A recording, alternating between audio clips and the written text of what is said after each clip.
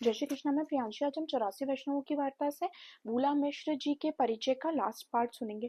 तो ये भूला मिश्र जी को जब आपशी ने नाम निवेदन किया, ब्रह्म संबंध करवाया, तो इसके बाद भूला मिश्र जी को श्री ठाकुर जी की मानसी सेवा भी आपशी की कृपा से मिल गई और ये श्री ठाकुर जी की सेवा में मग्न रहने लगे थे। और पहले इन्हें भगवान के दर्शन तो हो गए थे, पर इन्हें स्वरूप का अनुभव नहीं होता था। तो अब आपशी की कृपा से इन्हें श्री ठाकुर जी के स्वरूप का अनुभव भी होने लगा। फिर उन्होंने आपशी से पूछा, महाराज अब मेरे लिए क्या आज्ञा है?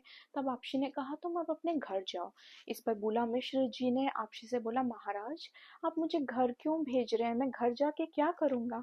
इस पर आपशी ने बोला कि तुम अपने घर जो जाओगे तो बहुत सारे जीवों को भी कृतार्थ करोगे।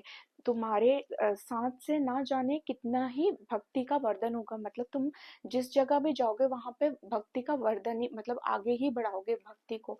और जैसे भगवान सर्व समर्थ है, वैसे ही उनके भक्त भी सर्व समर्थ है। तुम्हारे माता पिता भी हैं और वो अब वृद्ध हो गए, और तुम्हारे संग से उनकी भी गति होगी, उनको भी भगवत प्राप्ति होगी या फिर उनका भी कल्याण होगा। इस पर बुला मिश्र जी ने आपशी को दंडवत प्रणाम किया और कुछ ही काल में ये लाहौर में वापस आ गए। और जब अपने घर में आए, इनको देखकर इनके माता पिता बड़े ही प्रसन्न हुए। इन्होंने अपने घर साफ किया, श्री ठाकुर जी की सेवा करने लगे और श्री ठाकुर जी को महाप्रसाद धरते, उसमें से एक पातल अपने माता पिता को देते, एक गाय को देते, और जो कोई आता, कोई भी अगर भूखा आता या कोई वैष्णव जन आता तो उसे महाप्रसाद देते। और ये हमेशा श्री सुबोधनी जी का पाठ करते और उसी में इनका मन लगा रहता।